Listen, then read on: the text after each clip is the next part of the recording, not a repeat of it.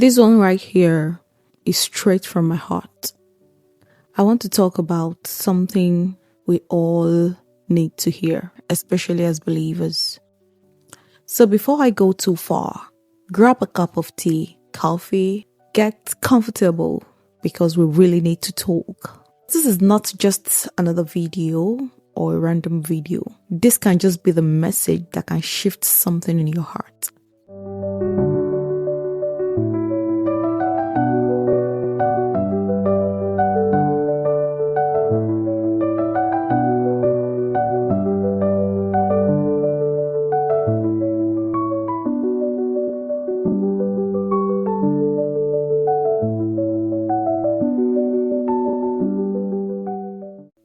Today we are talking about jealousy, envy, and bitterness. This silent destroyer that creeps into our lives unnoticed, but they do major damage in people's life.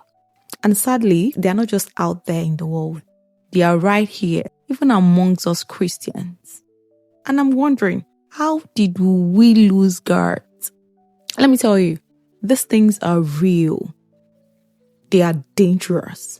But the good news is, we don't have to live like that. We do not have to. Now listen to me. The nature of man naturally leans towards all of those things. Why not me? Those are the questions we ask ourselves.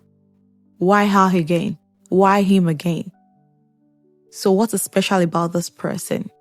When is my own time coming? But as people filled with the Spirit of God, we are called to rise above all of those things. And trust me, I am not speaking from a book. I have lived this. I've been there before. And I choose to let God work on my heart. And every single one of us can do the same. We all have the tendency of doing all of those things. But as Christians, we have to change. Galatians 5:19-21 remind us that jealousy, envy, self-ambition, they are all the works of flesh. And those who live with them will not inherit the kingdom of God. If as Christians we are not inheriting the kingdom of God, then what is the joy? Now, here is the real twist. Sometimes you're doing good and genuinely loving people, supporting them, praying for them, showing up for them with a good and a clean heart. And you're still misunderstood. Has that ever happened to you before? It feels like your kindness is taken for your weakness, or even they use it against you. And some people will even say, you're too kind. And I keep wondering, which one exactly do you want us to be? But hear me well.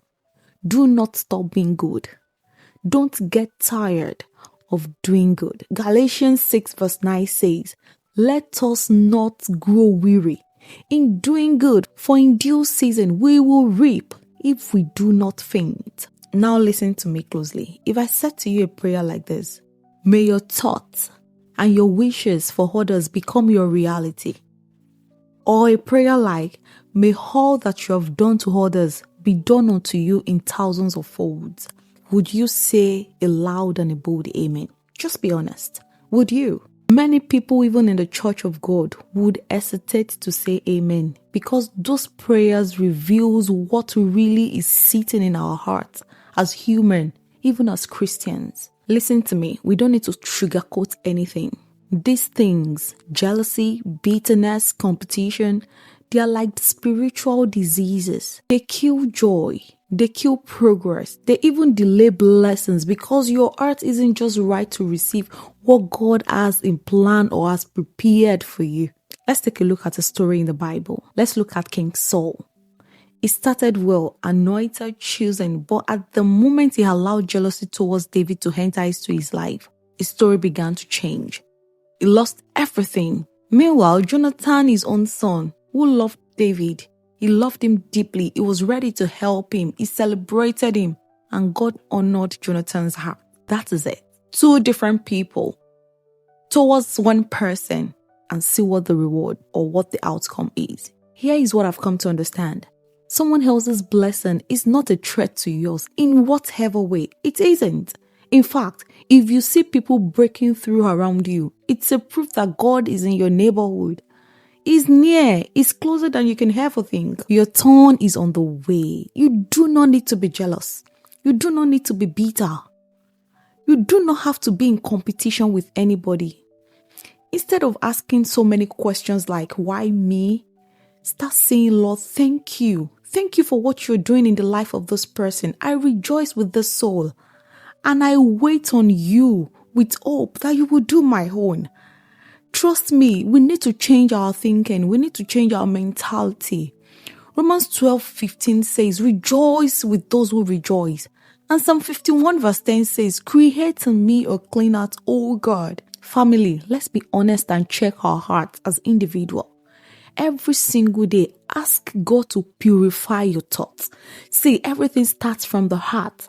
The Holy Spirit is our helper and is the Holy One that can guide us if you allow Him. Creating me a clean heart is not just about saying it. It's a conscious effort. You have to be conscious. Your blessing is already written with your name on it. Nobody is competing with you. You don't have to compete with anybody. You don't even need to envy anyone. And you certainly don't need to pretend to be someone else just to receive blessing from God. No. God has ordained your own blessing for you, and it will come in due time. One thing is sure, it will definitely come, but the timing is just different. So I'm encouraging you today. Stay pure. Keep loving people. Keep celebrating people. Keep showing up for others sincerely. It's not just about them. It's about you becoming that person God wants you to become. And He can trust you with the next level that is bringing you away. But if you're a jealous person, what's the point? But before you go, I want something special from you. Comment below what part of this message hits home for you. Let's just be honest. You might want to share something that will help someone today. Let's grow together. I want you to like this video. If this word blesses you, share it with someone who needs it to hear the truth, because we all need to hear the truth. Well, this is a space where we get real, where we grow, and where God is glorified. I love you deeply, and I am rooting for you. Keep your heart clean, your faith strong, and your eyes on Jesus alone. Till I see you in my next video, stay blessed and God bless you.